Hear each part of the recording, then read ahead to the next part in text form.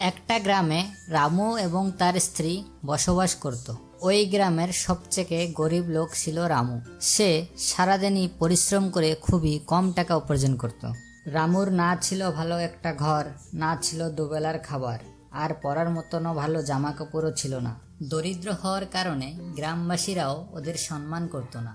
যে কুয়ো থেকে গ্রামবাসীরা জল তুলত, ওর আশেপাশে রামু এবং তার স্ত্রীকে দেখলে তাড়িয়ে দিত। একদিন রামুর স্ত্রী উদাস মনে রামুকে বলল, আমাদের কি দোষ যে গ্রামের লোকরা আমাদের সাথে এমনটা করে? আমরা তো কারোর ক্ষতি করিনি। আরে তুমি এত চিন্তা করছো কেন? আমি আছি তো। তুমি দেখবে একদিন এই গ্রামবাসীরাই আমাদের সঙ্গে দেখা করার জন্য লাইন লাগিয়ে দেবে। পরিশ্রম করেও ততটা পয়সা উপার্জন করতে পারি না যতটা বাকিরা কামিয়ে নেয়, কিন্তু সময় এলে তুমিও দেখবে আমরাও ঠিক সম্মান পাবো। রামু খুব ভালো মনের মানুষ ছিল। সে কখনোই কারোর সাথে বেইমানি করে নাই। এটাই তার সবচেয়ে ভালো গুণ ছিল। একদিন খুব জোরে ঝড় বইতে লাগলো। রামু কাঁচা বাড়ি থাকায় ওর চিন্তা হইতে লাগলো যে জলের প্রভাবে ঘরটা ভাসে না যায়। তাই রামু এবং তার স্ত্রী কিছু জরুরি সামান হাতে তুলে নিল এবং পাশেই রামুর ভাইয়ের বাড়ির দিকে যেতে লাগলো। রামুর ভাইয়ের পাকা বাড়ি ছিল, তাই রামু ভাবলো জিনিসগুলো ওইখানেই রেখে দেবে। রামু তার ভাইকে ডাকতে লাগলো, ভাই নিচে নেমে এসো, দরকার আছে। রামুর ভাই নিচে এসে বলল, আরে কি হলো? এত বৃষ্টিতে এখানে কেন এসেছো? ভাই তুমি তো আমার বাড়ির অবস্থা সবই জানো। সব জিনিসপত্র যেন বৃষ্টির জলে ভেসে না যায়, তাই আমার প্রয়োজনীয় কিছু জিনিসপত্র তোমার কাছে রাখতে চাই। কি? তোমার জিনিসপত্র আমার ঘরে? এই না না না না, আমার বউ আমাকে অনেক বকবে। আমি রাখতে পারবো না এসব আমার ঘরে। রামুর ভাই খুব রেগে গিয়ে বাড়ির ভিতরে চলে গেল। রামু এবং তার স্ত্রী মন খারাপ করে নিজেদের বাড়িতে ফিরে এলো। খুব জোরে বর্ষা হচ্ছিল। ওর জন্যে রামু এবং তার স্ত্রী প্রয়োজনীয় জিনিসপত্রগুলো বাঁচানোর জন্যে সারা রাত উজাগার রইল। সকাল হলো এবং বর্ষাও বন্ধ হয়ে গিয়েছিল। এই বর্ষার দিনে রামু কোথাও কোনো কাম খুঁজে পাচ্ছিল না। আর কয়েক মাস এইভাবেই কেটে গেল। একবার শহরের কিছু ধনী ব্যবসায়ী মিলে ওই গ্রামে এক সপ্তাহব্যাপী একটা মেলার আয়োজন করলো।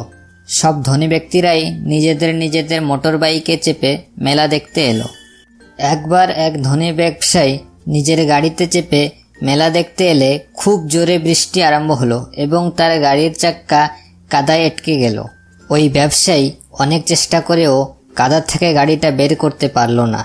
গ্রামবাসীদের সাহায্য চাইলে তারা বলে, এত বৃষ্টিতে কি করে সাহায্য করুম? এই কথা বলে গ্রামবাসীরা সেখান থেকে চলে যায়। বৃষ্টি থামারই কোনো লক্ষণই দেখা যাচ্ছিল না।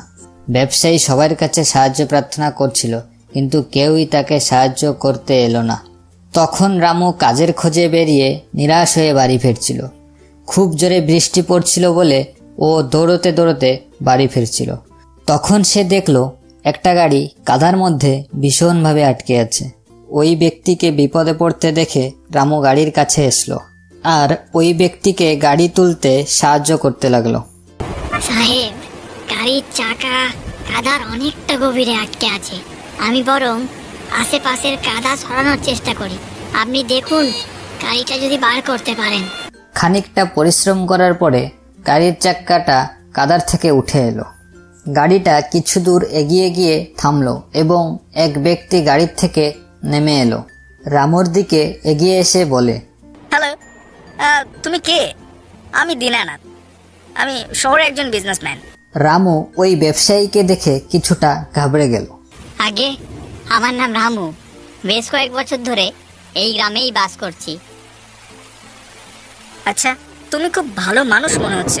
গত 8 ঘন্টা ধরে আমি এখানে আটকে আছি, কিন্তু কেউ আমাকে সাহায্য মাত্র করেনি। শুধুমাত্র তুমি আমায় সাহায্য করলে এবং তোমার জন্যই আমি আমার গাড়িটাকে কাদা থেকে বার করতে পারলাম। আমি এখানে মেলা দেখতে এসেছিলাম। না না সাহেব, ঠিক আছে। অন্যের উপকার করা তো আমাদের কর্তব্যের মধ্যে পড়ে। তখন বৃষ্টিটা থেমে গেল। রামু বাড়ির দিকে যাইতে লাগলো। দাঁড়াও রামু, তুমি কি আমাকে তোমার বাড়িতে নিয়ে যাবে না? আরে না না সাহেব, আপনি কি যে বলেন, আপনার মতো মানুষ আমার বাড়ি গিয়ে কি করবেন?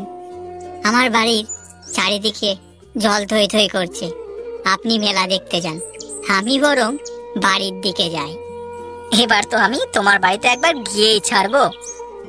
হাকে, আপনি যদি এত করেই বলছেন তাহলে চলুন আমার সঙ্গে। রামু দীনানাথকে ওদের বাড়িতে নিয়ে এলো। আরে কোথায় আছো? দেখো সাহেব এসছে, যাও কিছু খাবার নিয়ে এসো সাহেবের জন্য। দীনানাথ রামুর বাড়ি দেখে খুবই উদাস হয়ে গেল। আচ্ছা রামু, তুমি কি কাজ করো? সাহেব, আমি তো কবে থেকে কাজের সন্ধানে ঘুরে বেড়াচ্ছি, কেউ কাজের সুযোগ দিতেই চাই না। ব্যাস এদিক ওদিক ঘুরে কিছু মজদুরি করে কামিয়ে নি, কিন্তু সাহেব এখন এই বৃষ্টির জন্য সেই কাজের সুযোগটুকুও এখন পাচ্ছি না। তখন রামুর স্ত্রী একটি প্লেটে এক গুড়ির টুকরো নিয়ে এসে বলে, সাহেব, আমাদের বাড়িতে এটুকুই আছে, এটুকুই গ্রহণ করুন। হ্যাঁ হ্যাঁ, কেন নয়। আচ্ছা তুমি কাজ পাচ্ছ না, আচ্ছা রামু, আমি যদি তোমাকে কোনো কাজ দেই তুমি কি সেই কাজটা করবে? সাহেব, সত্যিই কি আপনি আমাকে কাজের সুযোগ দেবেন? আমার কাছে শহরে অনেক কাজ থাকে, তো আমি তাই ভাবছিলাম যে আমি এরকম একজন লোককে যদি আমার সাথে রাখি যে প্রকৃতপক্ষে সৎ এবং পরিশ্রমী। তোমায় দেখে আমার মনে হয় যে তোমার মধ্যে এই দুটো গুণই আছে। সাহেব, আমাকে কি কাজ করতে হবে আর কোথায় কাজ করতে হবে আপনি আমাকে তাড়াতাড়ি বলে দিন, আমি আপনার সঙ্গে কাজ করতে প্রস্তুত। কোনো দরকার নেই এই ঘরে তোমাদের থাকার, কিছুদিন বাদে আমি তোমাদের নিতে আসব, তুমি আমার সাথে শহরেই থাকবে, সেখানেই কাজ করবে, আর সেখানে আমি তোমাকে নতুন ঘরও দেব। এই কথা শুনে রামু এবং তার স্ত্রী খুব খুশি। রামু এই খুশির খবর গ্রামের সবাইকে জানালো, কিন্তু গ্রামের কেউই ওর কথা বিশ্বাস করলো না। এর কিছুদিন বাদে দীনানাথ তার গাড়ি নিয়ে এসে রামুর বাড়ির সামনে দাঁড়ালো। রামু, সব গোছগাছ কমপ্লিট তো? চলো বেরোনো যাক। রামু এবং তার স্ত্রী সব জিনিসপত্র নিয়ে গাড়ি উপরে উঠে বসলো। সব গ্রামবাসীদের নজর ওদের দিকেই ছিল। দীনানাথ রামু এবং তার স্ত্রীকে শহরে নিয়ে আসলো। এরপরে তাদের থাকার জন্য ব্যবস্থা করে দিল। রামু সমস্ত কাম বুঝে নিয়ে কামে যোগ দিল। রামুর নতুন বাড়িটা খুবই সুন্দর ছিল, আর এখন রামুর উপার্জনও খুব ভালো হইতে লাগলো। এরপর আস্তে আস্তে গ্রামবাসীরা সবাই রামুর ঘর এবং তার সাথে দেখা করতে আসতে লাগলো। যে ভাই রামুকে নিজের ভাই বলেও মানত না, ওই ভাই এখন রামুর সাথে দেখা করতে শহরে এসলো। রামু আজকে এটা প্রমাণ করে দিল যে সততার দ্বারা জীবনের সবকিছুই অর্জন করা যায়।